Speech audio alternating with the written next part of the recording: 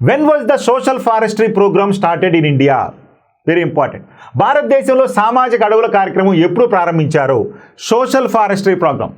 రీసెంట్గా భారతదేశంలో అడవులను అభివృద్ధి చేసే క్రమంలో భాగంగా ఈ సోషల్ ఫారెస్ట్రీ, అర్బన్ ఫారెస్ట్రీ అనేటువంటివి కొత్త వెలుగులోకి రావడం జరిగింది. సో కాబట్టి సామాజిక అడవుల కార్యక్రమాన్ని, అంటే ప్రజలను కూడా అడవుల పెంపకంలో భాగస్వాములు చేసే ఉద్దేశంతో సామాజిక అడవుల పెంపకాన్ని తీసుకురావడం జరిగింది.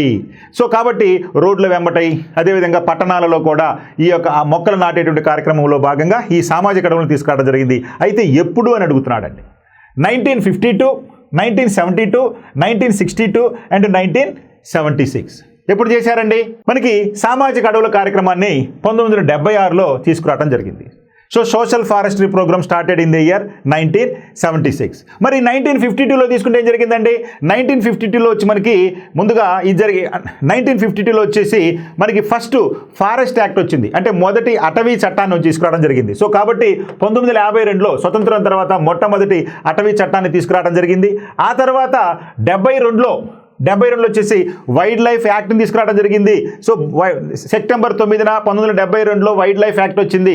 ఈ వైల్డ్ లైఫ్ యాక్ట్ను అనుసరించే 1973 ఏప్రిల్ 1వ తారీఖున మనకి ఈ యొక్క ప్రాజెక్ట్ టైగర్ను కూడా తీసుకురావడం జరిగింది. సో కాబట్టి ఇవన్నీ కూడా ఈ చట్టాలు గుర్తుపెట్టుకోవాలి మీరు.